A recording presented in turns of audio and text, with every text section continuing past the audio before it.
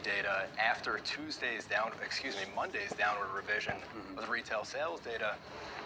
We also had to revise down our forecast for Q1 GDP growth to about 1.7% on an annualized basis. There's been a lot of concern, too, that even though we are seeing growth, that a lot of that seems to have been piled into the first month of the quarter here. And are we going to start to see a reflection of what really transpired, particularly in March? I know that may not necessarily show up in full in this quarter's numbers. Does that trickle in then to the second quarter numbers? Absolutely. Second quarter and into the second half of this year, fixed investment's going to end up being a drag on growth. Undoubtedly, that's the case. The question really is how much the banking system ends up contributing to any sort of credit tightening that would exacerbate that drag. But we're expecting that most of the heavy lifting is really going to be done by the cumulative effects of the Fed tightening so far, as opposed to the banking system, which is already showing a little bit of an uptick in lending in recent weeks. We're going to get the GDP data here in the U.S. on Thursday. On Friday, we're going to get PCE data, employment cost numbers, something that the Fed has made it clear that they pay very close attention to. What are we expecting now? We're expecting 1.2% Q over Q growth in the employment cost index. It's an important indicator. It is separate from average hourly earnings, and it's the sort of thing the Fed looks at closely because it controls for the composition of the labor force. You don't want a lot of fluctuations just based on who's entering and in what role. So the 1.2% Q over Q growth in ECI is still too high. It's inconsistent with the Fed's 2% inflation target. These are some key data points, and they're all coming really just days before the Fed starts that two-day meeting on Tuesday. When you get this type of data that's close to those meetings, does that factor into the decision? It more so, I think, factors into how the Fed is going to end up shaping its message going forward.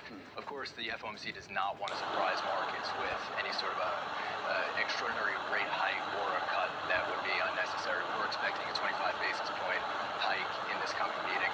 We're expecting the Fed to incorporate this data into its messaging going forward in saying that it's going to keep its higher for longer posture through year-ends. All right, Stuart, great to catch up with you. Stuart Paul, their economist over at Bloomberg Economics. A nice preview of the deluge economic data that we're going to get over the next few days. Stick with us, counting it down to the close. The S&P remains in the red, the NASDAQ remains in the green, and your two-year yield, there it is, still camped out around 4% right now. A lot more coverage coming up after the break.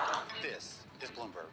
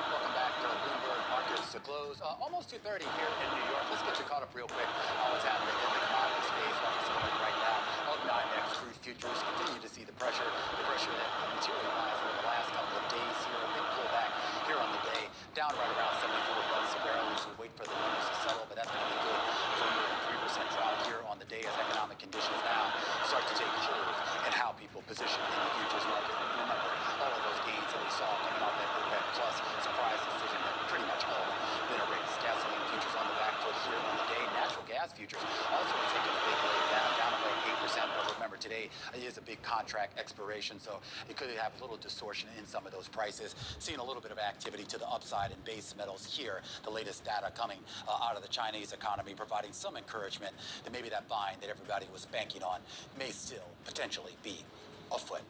That's your read on what's going on in the commodity space. We do want to pivot from that and go back to Wall Street, a look at Wall Street and maybe a look at how to make it a little bit more equitable. Citigroup wrapping up its inaugural Diverse Financial Institutions Group Summit.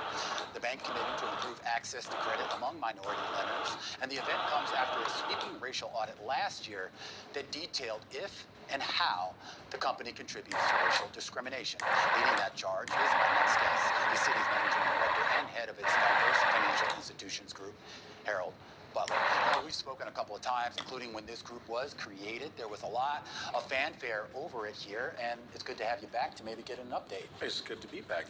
Thank you for having me. A big commitment when it was rolled out. Is that commitment still there? That commitment is still there, Romaine. In fact, much of what you mentioned, the inaugural summit, that's really was, in a way, our way of saying the commitment is not waning.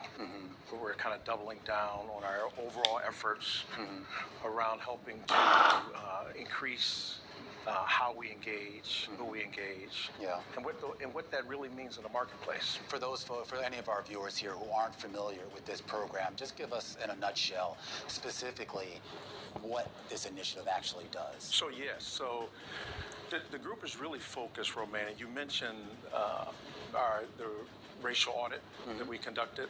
If you think about it, our group really is focused on it being an execution arm for that, right? So that's connecting diverse banks and broker-dealers to Citi and all the things that we do as a firm, and then to our clients, right?